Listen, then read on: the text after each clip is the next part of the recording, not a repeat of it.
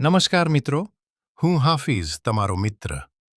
ઘણા લાંબા સમય પછી અમે ફરી એક નવીન અને ખાસ વિડિયો લઈને આવી રહ્યા છીએ. આજની વિડિયોનું નામ છે અમારી શાળામાં પેરેન્ટ્સ સ્પોર્ટ્સ ડેની ઉજવણી. આ વિડિયોમાં તમે જોશો માતા-પિતાની મસ્તી, રમતોનો આનંદ અને શાળાનું ખુશનુમા વાતાવરણ.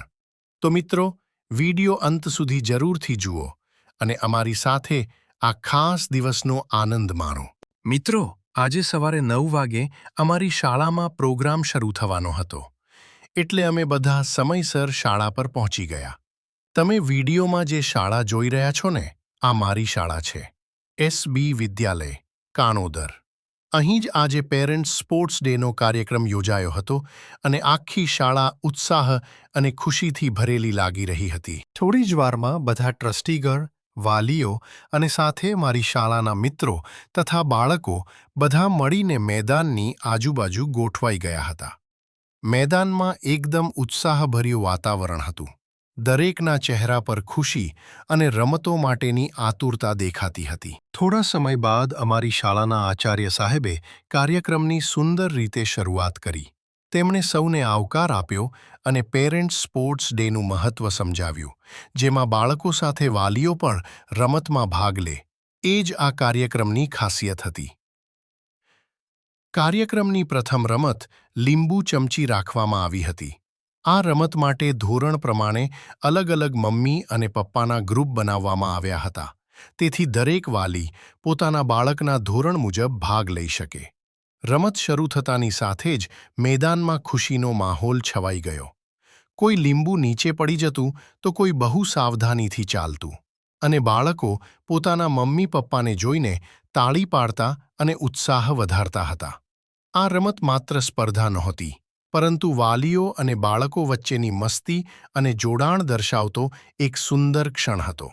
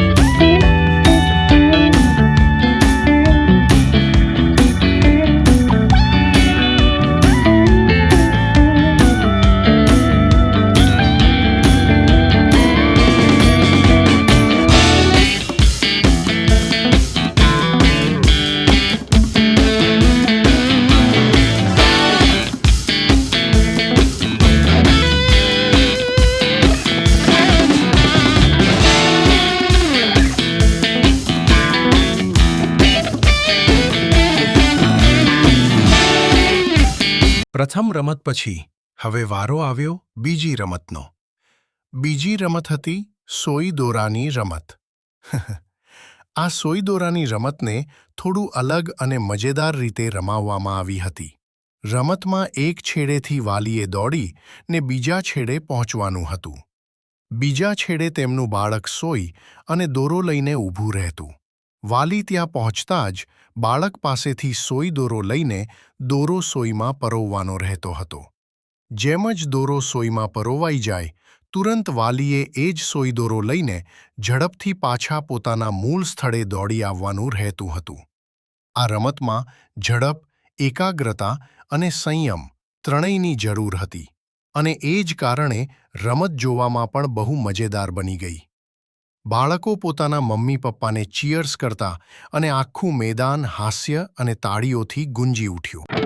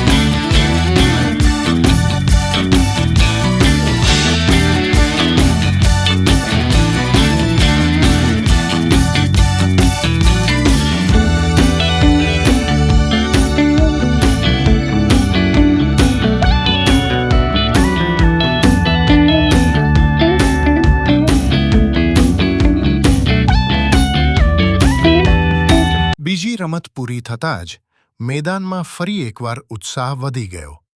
હવે સૌને રાહ હતી ત્રીજી રમત, કોથળા દોડની. આ રમતમાં ભાગ લેનાર વાલીઓને મોટા કોથળામાં બંને પગ નાખીને એક છેડેથી બીજા છેડે સુધી કૂદતા કૂદતા દોડવાનું હતું. શરૂઆત થતાની સાથે જ મેદાનમાં હાસ્ય અને તાળીઓનો વરસાદ થયો. કોઈ વાલી ખૂબ જ ઝડપથી આગળ વધી રહ્યો હતો, તો કોઈ સંતુલન ગુમાવીને વચ્ચે જ અટકી જતો. કેટલાક તો કૂદતા કૂદતા પડી પણ જતા, પણ ફરી ઊભા થઈને હસતા હસતા દોડ પૂરી કરતા. બાળકો માટે આ દ્રશ્યો જોવા એકદમ મજેદાર હતા. એમના ચહેરા પર ખુશી અને ગર્વ બંને દેખાતા હતા, કારણ કે આજે એમના મમ્મી પપ્પા મેદાનમાં રમતા હતા. આ કોથળા દોડ માત્ર રમત નહોતી, પણ વાલીઓ, બાળકો અને શિક્ષકો વચ્ચે મસ્તી અને એકતા વધારતો સુંદર ક્ષણ બની ગયો.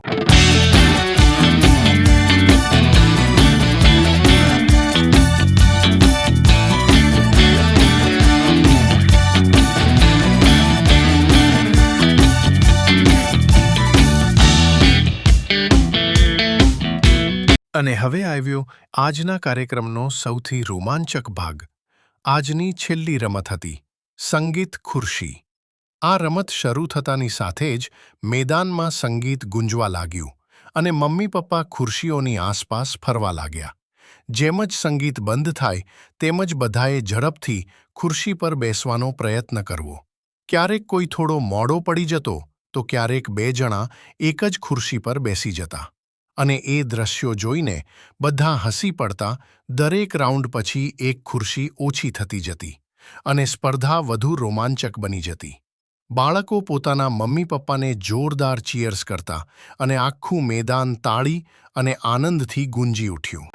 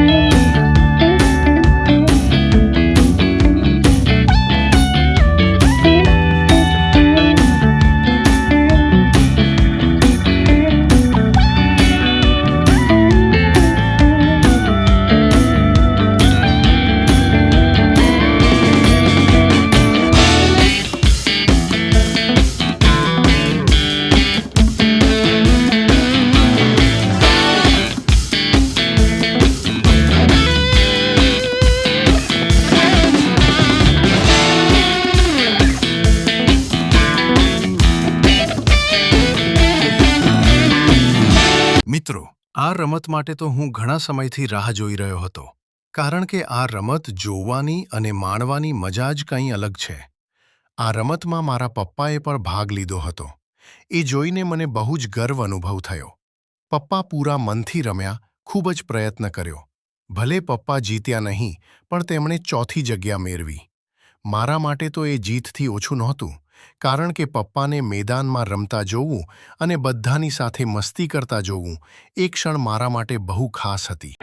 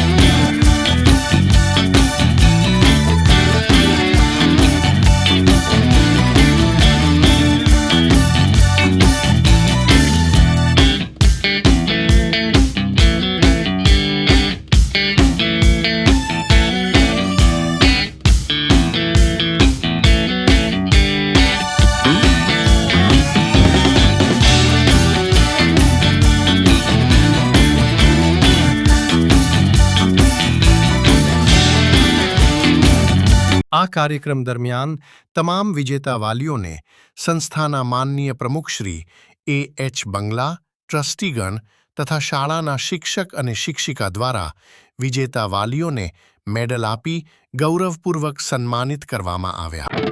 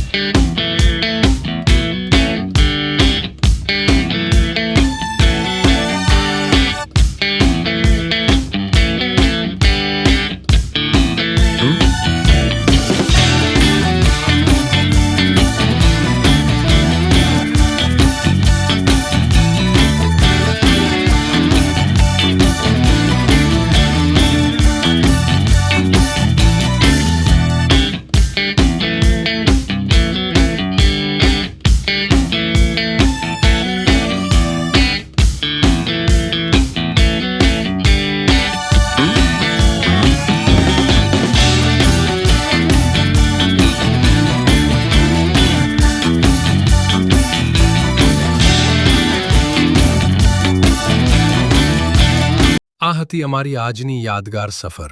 આશા છે કે તમને અમારો આ વિડિયો ખૂબ ગમ્યો હશે. જો તમને વિડિયો પસંદ આવ્યો હોય તો કૃપા કરીને લાઇક કરો, તમારા મિત્રો અને પરિવાર સાથે શેર કરો, અમારી ચેનલને સબસ્ક્રાઇબ કરો અને અમને ફોલો કરવાનું ભૂલતા નહીં.